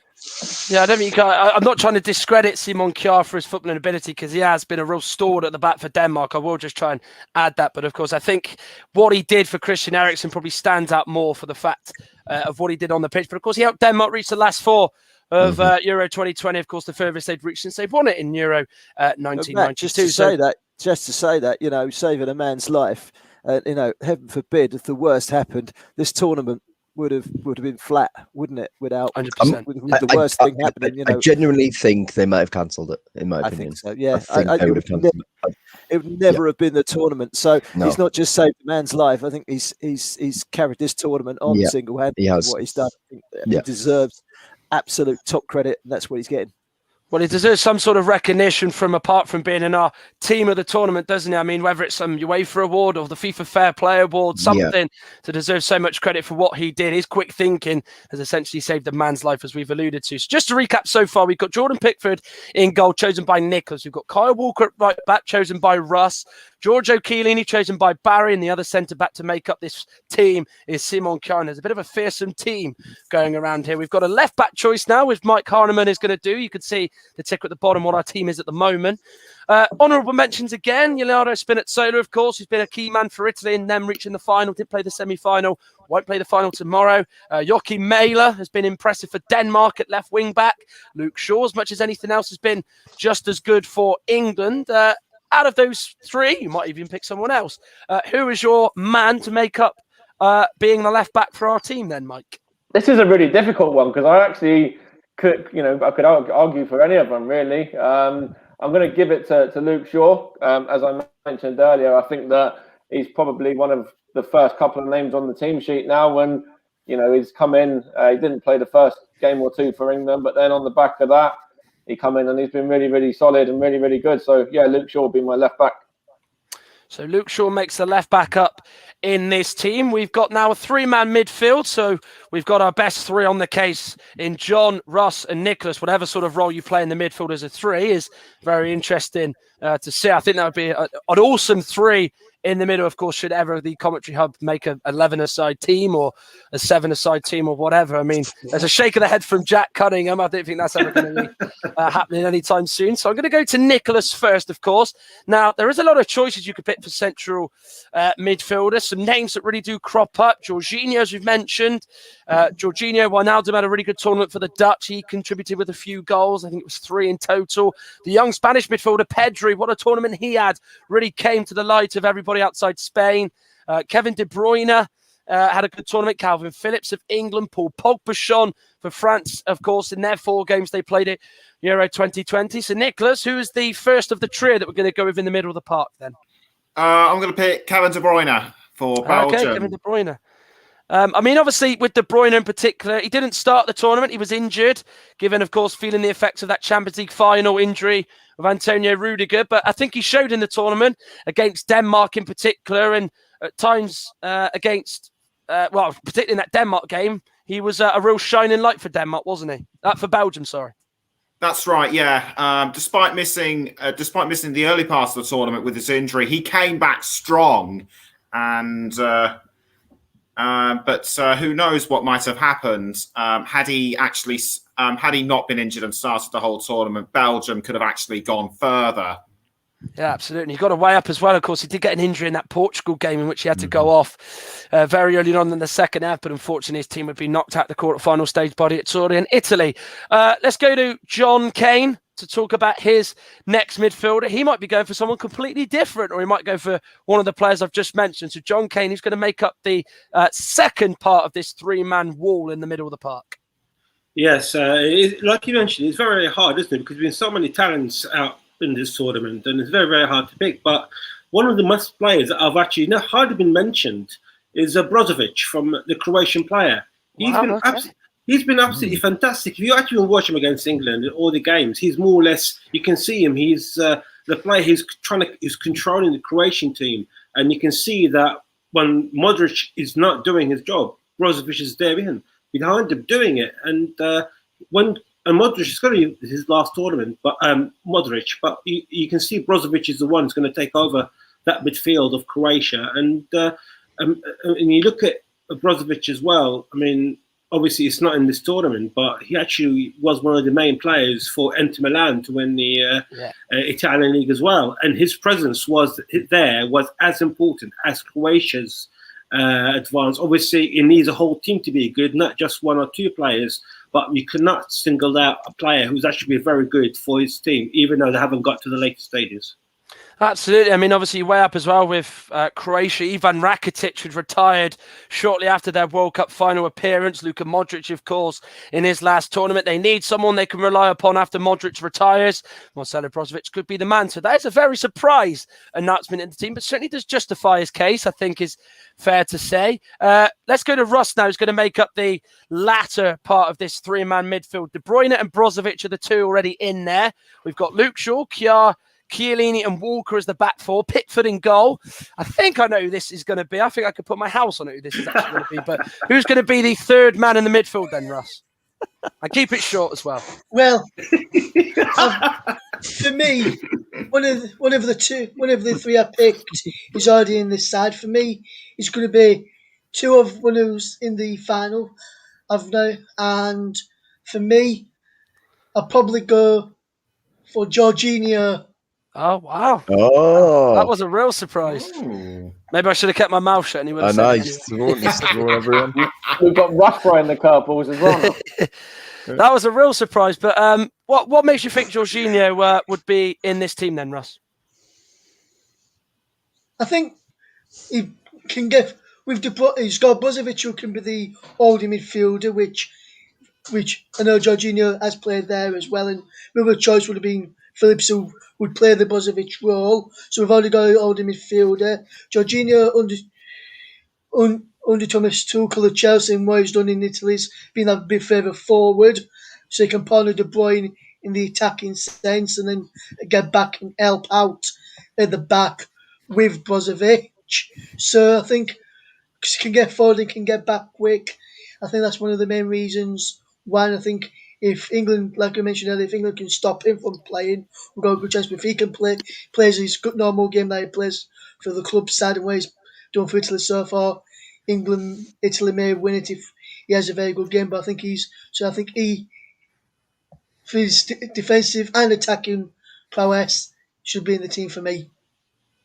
So Jorginho makes up our three-man midfield along with Marcelo Brozovic, who is John Kane's choice, and Nicholas, who chose Kevin De Bruyne of Belgium. So we now move on to the final three positions. Of course, Barry and Jack have got the luxury of choosing our wingers in the tournament, and there has been some standout wingers, hasn't there? I mean, some honourable names you could mention. Some players that may have actually slipped your notice in the tournament. Emil Forsberg for Sweden hit 4 goals for Jana Andersson's side during the tournament. Mikael Damsgaard, what a player he looked, what a talent. Sampdoria player, scored that free kick against England in the semi-final, scored that wonder goal against Russia in their final group game, which got them into the knockout stages, of course. We mentioned the Italian two of Insigne and Chiesa. We've seen Raheem Sterling, who's been absolutely electrifying in this tournament, hasn't he? Barry went first on centre-back, so Jack goes first on the winger, one of the two choices anyway. Who's our first winger in this team then, Jack? Right, I'm going to take the right winger spot, and I'm going to go for Chiesa. Federico Chiesa in the team. Because he didn't start the tournament in the side. It was Berardi instead. He's had to fight his way in, and every single game he plays, he's direct, he's quick, he's dangerous. He can score with both feet. He can head he was winning headers. He's just got everything about him. He looks like he's going to be an absolute diamond of a footballer, to be honest. And I've got a sneaky feeling he's going to have a say on the final, the way his tournament's gone. So for me, Chiesa on the right. I just think the way that he started, he's had other players have had their favour from the beginning, but he had to fight his way in, and now he's undroppable. So I don't think you can argue with him being in the side, to be fair. No, I don't think you can. And I think a lot of people listening to the podcast or at home would certainly have put Federico Chiesa in their team. And of course, I mentioned earlier, he just loves playing at Wembley. 2 games in this tournament, 2 goals. Let's hope for our sake. And everybody connected to England, he doesn't score tomorrow. Barry, who's going to make up the last winger position in this team, be the 10th man and the cog of this machine and this unbelievable team that would no doubt win the Henri Delaney Trophy? I think I've got one of the easier ones here, haven't I? I thought you were going to go for... you've gone with me, by the way, Jack. We're back to normal. I would have gone Chiesa on the right. And no surprise that Raheem Sterling is my choice down the left. And I think he's had a fabulous tournament. You cast your mind back to 2016 when we lost to Iceland, and he was one of the guys that took probably as much stick as anyone else, and he was poor. In my eyes, I felt that was it. He's never going to play for England again. He's just a waste. But he's gone from strength to strength. He's a role model now, and what he's done in this tournament has been magnificent. Nothing short of arguably player of the tournament. Although that honour may well come down to a performance in the final. But if he performs on Sunday night, he may well take that accolade. But either way, even if he plays rubbish on Sunday, he's had a great tournament, and he's got to be Raheem Sterling, I think, down that left-hand side. That was the easy one. And the left-back position was probably a little bit more difficult because of a multitude of very good wing-backs. And, of course, you are looking at wing-backs here, so it's difficult to bring the wingers in. But, yeah, definitely Raheem Sterling. So we have 10 of our 11. Just to recap, we have Jordan Pickford in goal, chosen by Nicholas. We have Kyle Walker at right back, which was chosen by Russ. Giorgio Chiellini and Simon Kjaer were chosen by both Barry and Jack Cunningham. Luke Shaw slots in as left back, with Mike Harneman choosing that.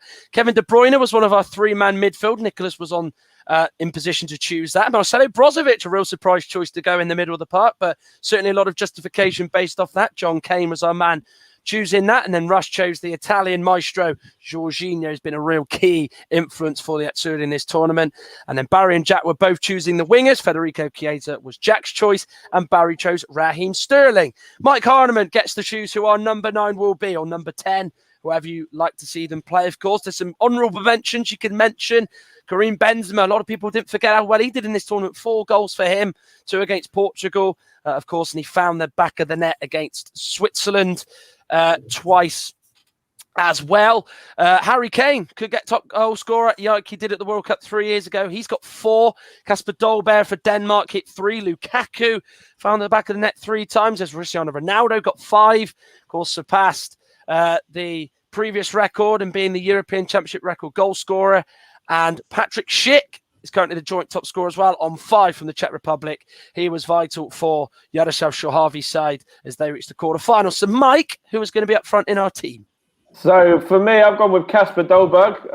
Okay. Getting 3 goals. If you look at his passing accuracy, he had a 79% passing accuracy as well. When he only played 4 matches as well, and he got 3 goals within that time.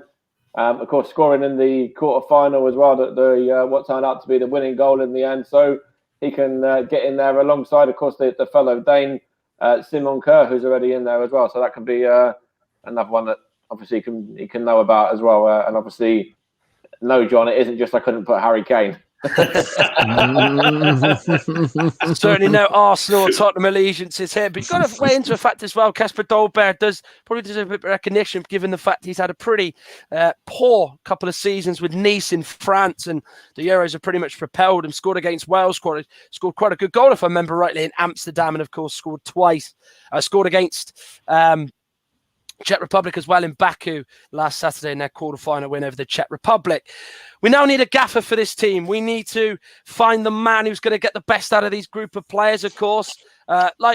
Before we get our choice, we do sort of pick up some names. Gareth Southgate has done a tremendous job with England. Kasper Hjulmand with Denmark in his first major tournament has taken the Danes on a different platform with a different style of play compared to Age Hareide. Yaroslav Shohavi, of course, the Czech Republic manager. And Andrei Shevchenko took Ukraine to the quarterfinals of the European Championships for the first time in their history. Of course, he was a player when they reached the World Cup quarterfinals in 2006, and he's held as probably Ukrainians' greatest ever footballer in their country, and of course has cemented himself pretty much, you could say, as a manager. So John Kane gets to choose who our gaffer is, and who do you think would be our manager of this 11 then, John Kane? Obviously, like you mentioned, there have been quite a lot of good managers in this tournament, from Denmark, at least England. And I'm not going to take any credit out of any of them. And you have to choose just that one manager. And I'm going to choose one of the managers who actually got to the final, and that is Roberto Mancini. Okay. I think what Mancini did with this squad that he got, and if you look at it, when he brought this team to this tournament after not being in the World Cup before and being the worst Italian team ever in any FIFA ranking. And he brought in players, if you look at it, like you mentioned, the 34, the 35, the 23. He actually looked at how the players were performing for their clubs, rather than actually on, right, I'm going to start with 23 down and do a new build. No, he actually stuck with, right, this is the best dude for those centre-backs. This is the best defender. This is 2 best wingers and strikers. And I'm not taking anything away from Gareth Southgate, which for me will probably be close second. But I think Mancini's also that winning mentality as well that he actually got. Let's not forget, he won the league with Man City. He won the league with Inter Milan 3 times, I believe. So he's got that bit more how to deal with things more than probably any other manager that has been in this tournament. But again, I'm not taking away anything out of the Danish, the Czech, or the English managers. Yeah, absolutely. I mean, you could certainly make a case for where Mancini took Italy over from in 2018 to where they are now. I mean, it is a pretty phenomenal thing that he's achieved. So that is our 11. And our manager that was chosen, just to recap, it's Jordan Pickford in goal, 4 at the back, Kyle Walker, Giorgio Chiellini, Simon Kjaer and Luke Shaw as the defence. 3-man midfielder Kevin De Bruyne, Marcelo Brozovic and Jorginho, Federico Chiesa and Sterling are our 2 wingers, with up front being Kasper Dolberg of Nice and Denmark, and Roberto Mancini is our gaffer. If you like our team, then let us know. If you don't like our team and you'd include different players, then feel free to let us know. Of course, we will be putting out our sort of choices or our nominees on our Twitter page tomorrow if you are following us, or of course, if you're not, then please do follow us at Commentary Live 1. The page is called the Commentary Hub. Of course, leave comments in there who you'd want to be in the team. If we've forgotten people, then do let us know. Of course, Luke Turton spoke to us just before we came on air. He said the likes of Tomáš Holeš for Czech Republic, really unsung, important for the Czechs during the tournament. Robin Gosens for Germany, how important he was at left wing back. Briel Mbolo for Borussia Mönchengladbach in Switzerland, of course, as well. And also including Nico Elvedi. But that is all we have got time for on our final podcast of Euro 2020. My thanks go to my guests of Russ Vernon, Mike Arnhem, Nicholas Jones, Barry Swain, John Kane and Jack Cunningham. So it all comes down to this tomorrow at Wembley Stadium, 8 o'clock, England versus Italy. And certainly for all of our here in this chat, it's certainly the first time we have seen England in a major final before. Wherever you're watching, whether it's at home, at work, or in the pub, enjoy yourself. And of course, make sure that we'll be toasting a victory tomorrow. And let's hope that the song is true, that football is coming home. And just before we leave you, we're going to leave you with a real nice part of this show, like nice thing to end with. And it's one of our very own JB or John Stuttard giving us a very good rendition of Sweet Caroline. Thank you for tuning in, everybody, to our coverage this year and for the tournament altogether. We will see you again tomorrow. 7:30 we start. John Stuttard, or JB as he's known, is on hosting duties. Justin Hoyt is on co-commentary. Russ Vernon and Mike will be bringing you the commentary of the Euro 2020 final, England against Italy. And it's time to bring you a little bit of John Stuttard singing Sweet Caroline. Bye for now.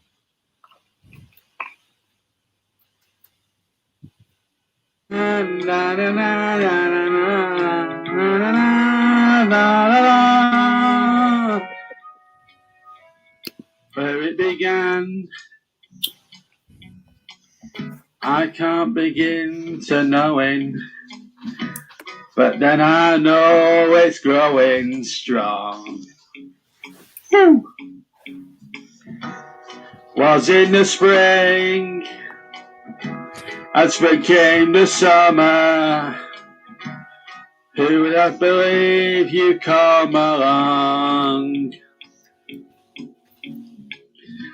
Hands, touching hands, reaching out, touching me, touching you.